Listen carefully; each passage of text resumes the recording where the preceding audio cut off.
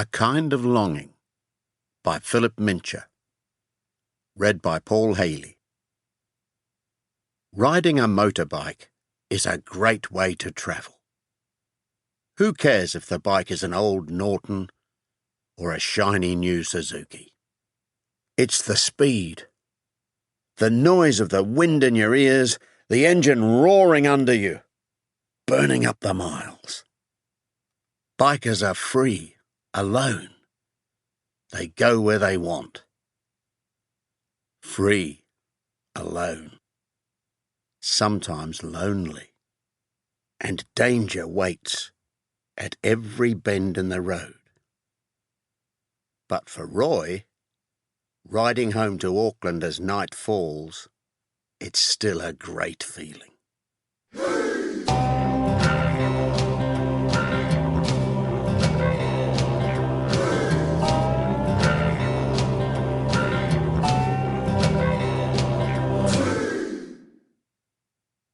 Coming up from the river towards the road, Roy looked at his watch.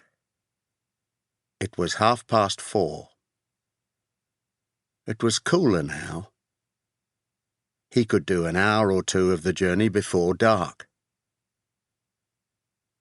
He started off down the road, feeling the heavy fish in the bag against his leg as he walked.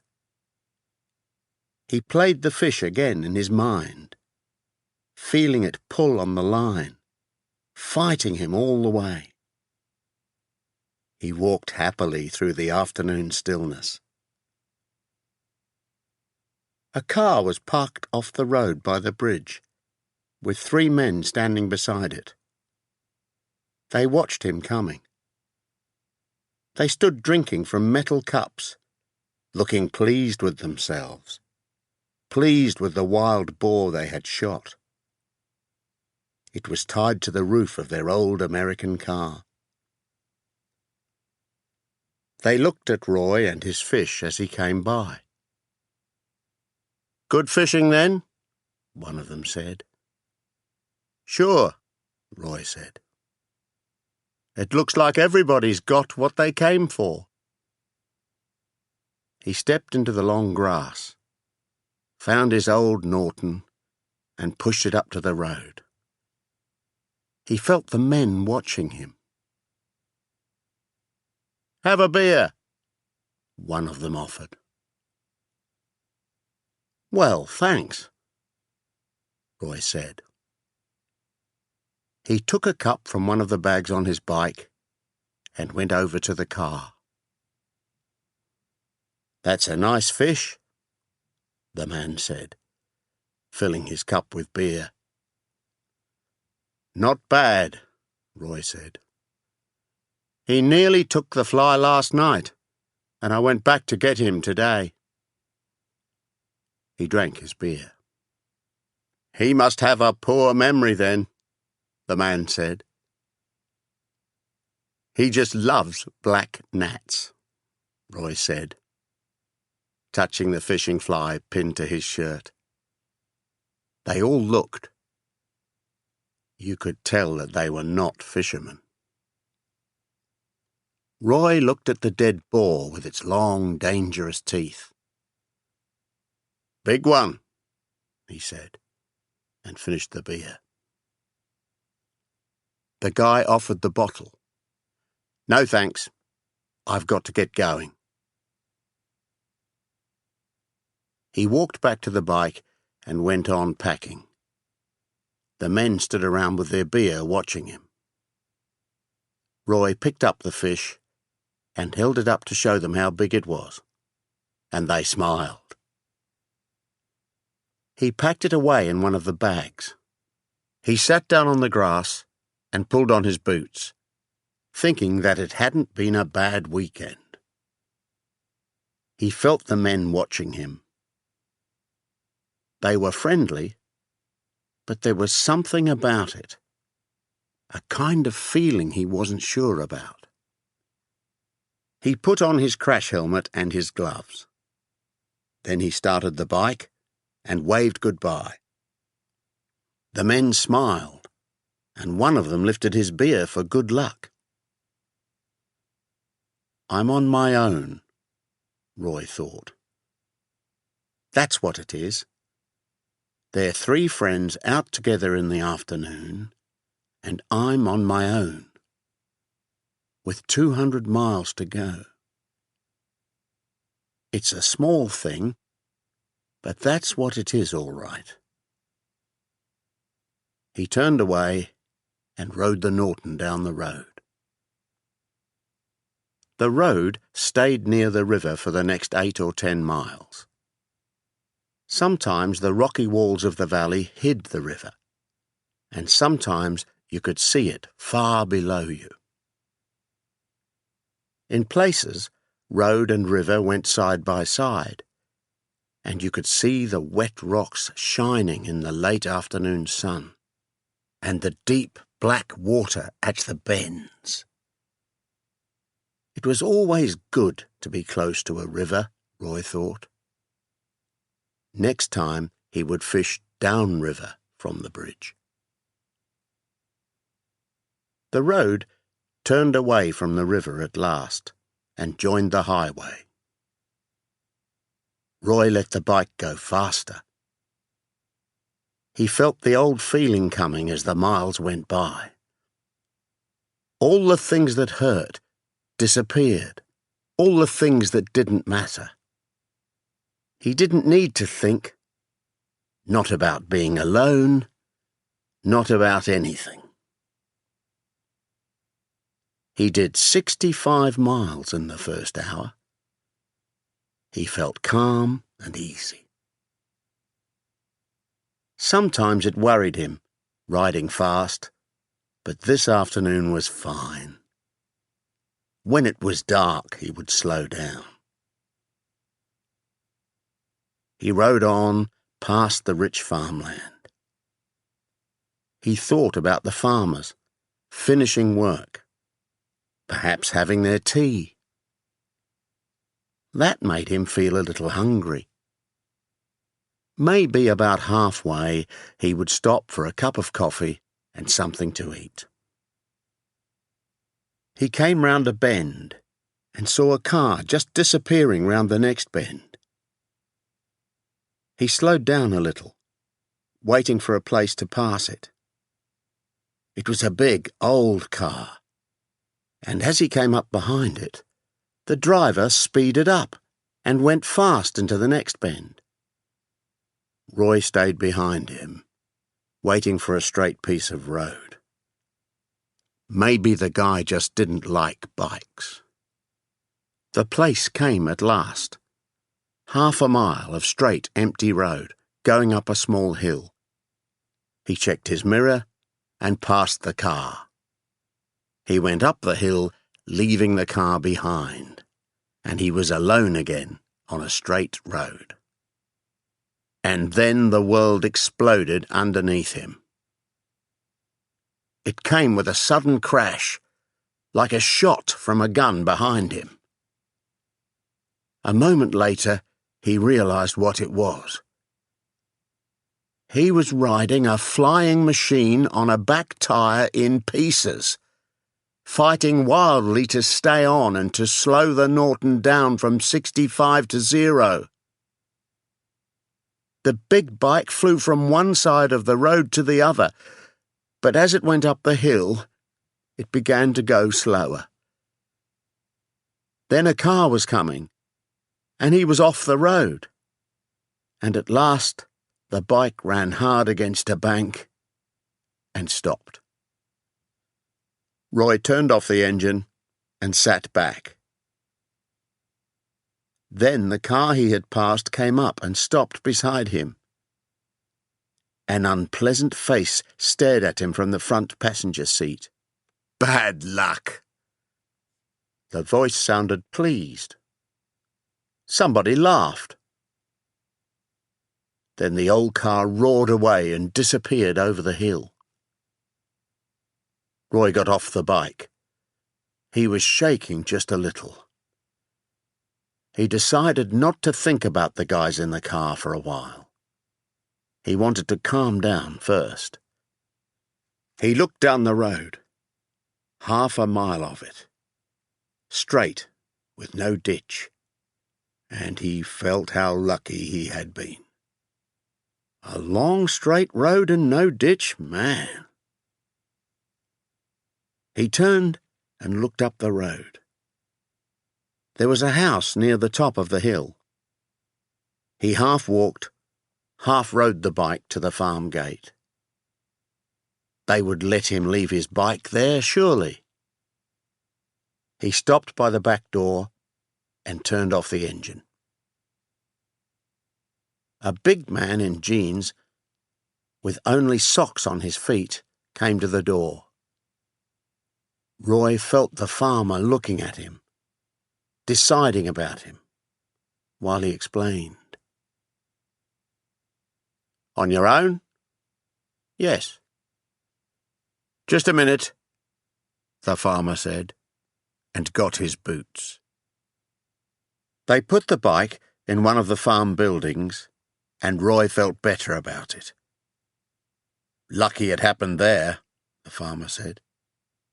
"That's true," said Roy, "and lucky it was the back wheel." "I used to have one of these things," the farmer said, and he reached over to hold the bike. He seemed to be looking back in time. "It'll be safe here," he said. Roy took out the fish and gave it to him. "Well, he's a big one," said the farmer.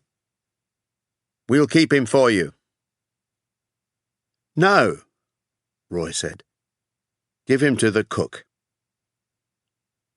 "Do you think I'll get a ride this time of day?" "Easy," the farmer said. "One of those cattle trucks is what you need. Take you all the way to Westfield." "Thanks again," Roy said, and walked back up to the road. It was nearly dark.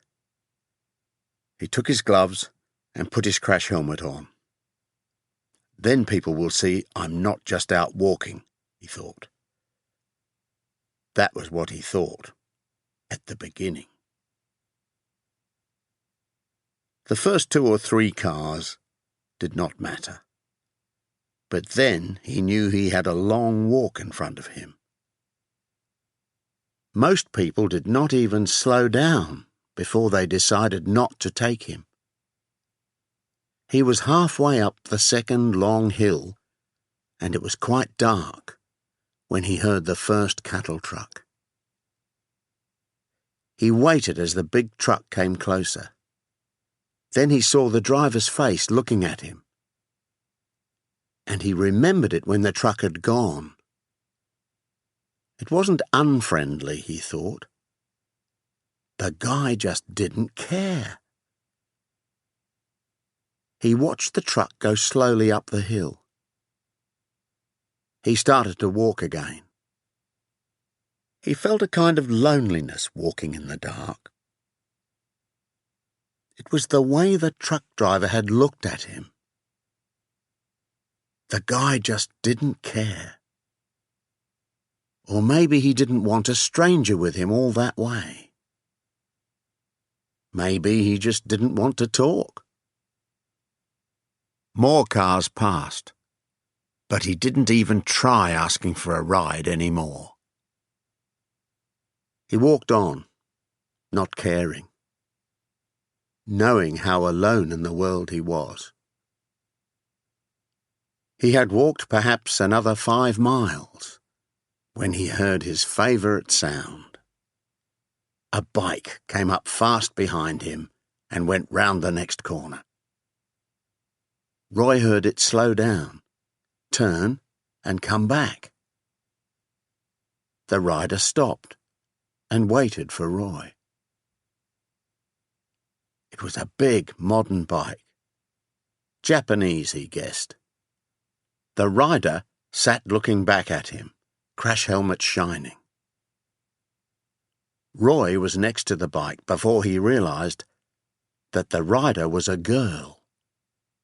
A tall, leggy girl, in jeans and boots. And perhaps there was fair hair under the helmet. Roy stared as they spoke. Which way you going, mister? Auckland. That makes two of us. You have a crash? Tyre went. No fun.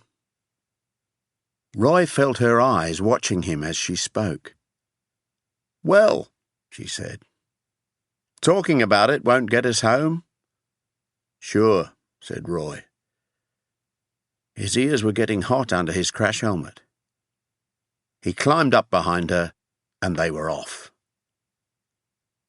She rode fast from the beginning. This was a real bike and a real rider. Roy felt good about it. Good to be on wheels again. Good that somebody cared enough to stop. Close to his face, the girl asked, What kind of bike, mister? Norton, 500cc. Front wheel or back? Back.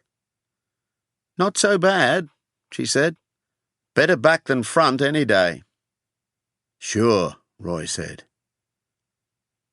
He wanted to talk to this girl, but he could not get the words out. They rode on in silence in the dark. She knew about bikes all right. With a guy, it's easy, Roy thought. You have a crash, you get a ride, you climb on the bike. You don't even notice that he can ride it well. But this is a girl, and she knows what she's doing. That doesn't mean you can't talk to her, he told himself. You've seen girls before, man. Her voice came back to him. Where have you come from, mister? Puketia Valley. Yes? How was the fishing? Not bad, Roy said, before he had time to wonder at her question. Nice water by the old bridge. What were they taking? Black Nat, he said. And there was more than wonder. He felt that hot pain behind his eyes. Wet or dry? Wet, said Roy, and his voice shook a little with the wonder of it. And in his heart he felt an ache that came from a kind of longing. This was the girl he'd been longing for all his life. A tall, leggy girl who rode a 750cc Suzuki and knew about fly fishing. For a while they rode and did not speak. Then, back on Straight Road, the girl said close to his face, My brother caught a 6-pound fish under that bridge one year. Really? Roy was beginning to understand. How long ago was that? Maybe 5 years ago. Ross played him for half an hour before he pulled him in. Sounds like he's a good fisherman, your brother, Roy said. He was, she said, and that was all. And Roy, guessing what she meant, knew it was not the kind of thing you could shout about above the noise of the wind and the engine. After a few miles, the girl said, My name's Kay, mister. Roy said his own name. It sounded strange to him. Well, Roy, you going to buy me a cup of coffee when we get to the next town? Sure, Roy said. Sure thing, Kay. They dropped their speed and rode into the town. It was quiet on a Sunday evening.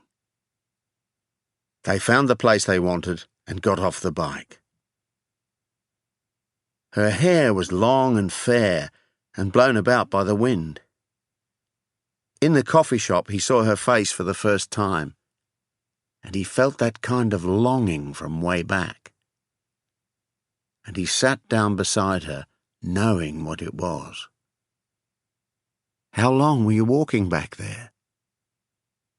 Her voice was soft and pleasant, after the shouted conversation on the road. "Perhaps 5 or 6 miles, Roy said. Nobody was interested. They never are. "It's not the kind of thing you worry about," he said. "No." They sat drinking their coffee, watching and listening, getting the idea of each other. "You go fishing a lot?" she said. "Sure, fishing, moving around." "Always travel alone?" "My friend got killed," Roy said. It came out like that. There was not much else that he could say. He felt a kind of softness in her eyes that took him by the heart. "What about you?" he said. "What about me?" "I mean, you can tell me about your brother." He saw her eyes, their softness. The quiet hurt as his words hit her. "Ross got killed in the army," she said. "It was his first week. Just a stupid accident. He was only 20. He fell off the back of a truck and hit his head. He used to do wild, crazy things all the time. But then what killed him was just a stupid accident." He played with his spoon in the coffee. "What about your friend?" she asked after a while. "Plain," Roy said. "Another thing that just couldn't happen." He saw it in his mind. The broken plane. That moment he could never forget for the rest of his life.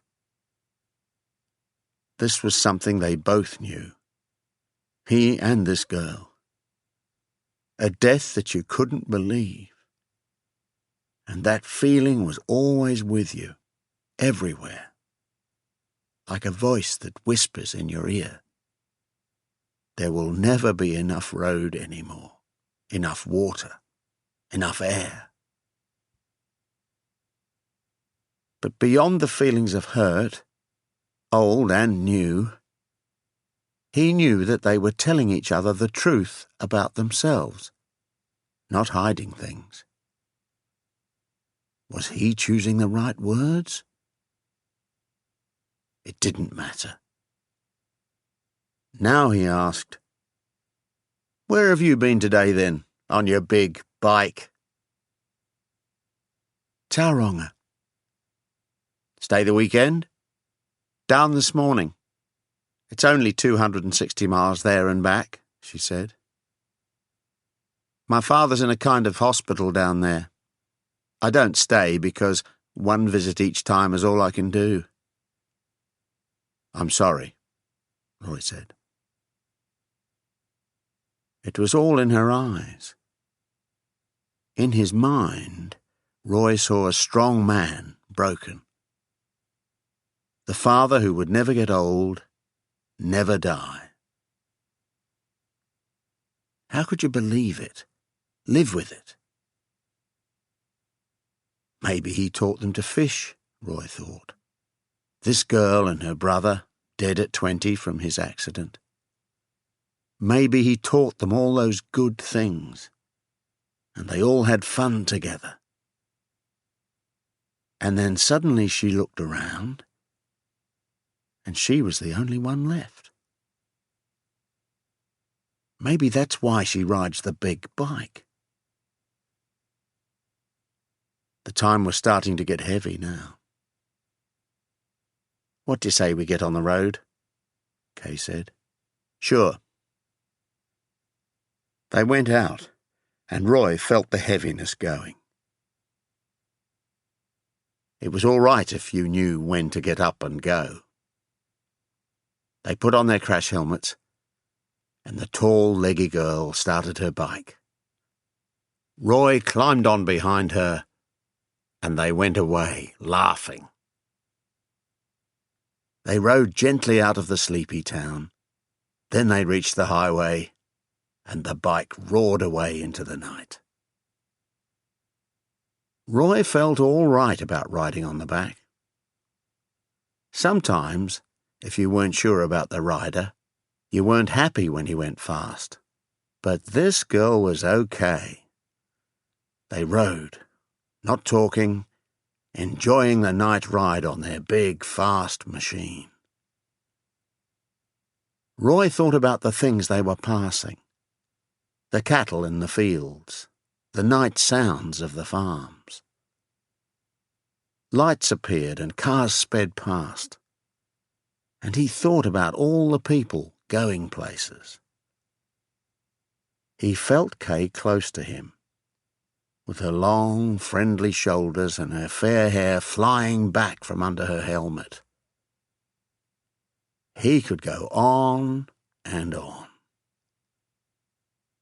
He didn't care about the people who hated you before they saw you, or enjoyed watching you in trouble on the road, or let you walk because they didn't want to think about you.